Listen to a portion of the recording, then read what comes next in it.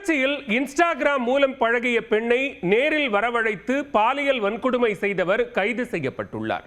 வெளிநாட்டுக்கு தப்பிச் செல்ல முயன்றவர் விமான நிலையத்தில் சிக்கியது எப்படி?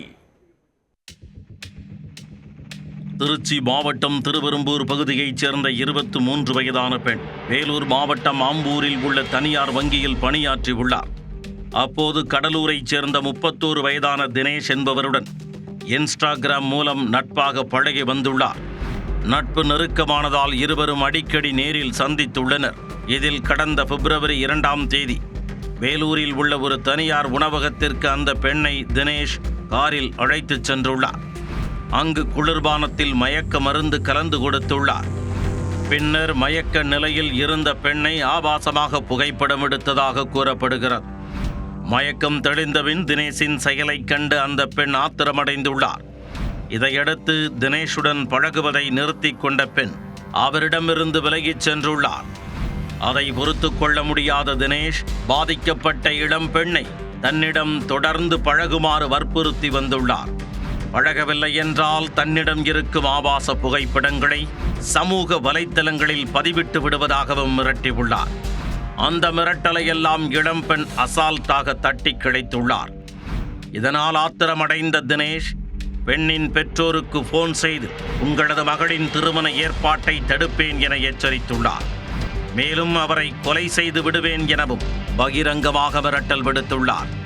இது தொடர்பாக பாதிக்கப்பட்ட பெண் கடந்த 5ஆம் தேதி தினேஷ் மீது போலீசில் புகார் அளித்துள்ளார். அதன் பேரில் வழக்கு பதிவு செய்த போலீசார் தினேஷ் மீது 5 பிரிவுகளின் கீழ் வழக்கு பதிவு செய்துள்ளார். தொடர்ந்து விசாரணை மேற்கொண்டதில் அவர் மலேசியா சென்றது தெரிய வந்தது. இதையடுத்து திருச்சி மாவட்ட காவல் கண்காணிப்பாளர் வருண்குமார் உத்தரவின் பேரில் தினேஷுக்கு லுக் அவுட் நோட்டீஸ் கொடுத்து தேடப்படும் குற்றவாளியாக அறிவிக்கப்பட்டார். மேலும் போலீசார் அவரை தீவிரமாக கண்காணித்து வந்தனர்.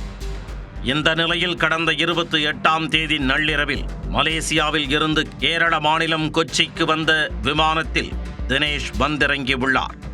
அப்போது அவர் குறித்து விமான நிலைய அதிகாரிகள் திருச்சி மாவட்ட காவல்துறையினருக்கு தகவல் அளித்துள்ளனர்.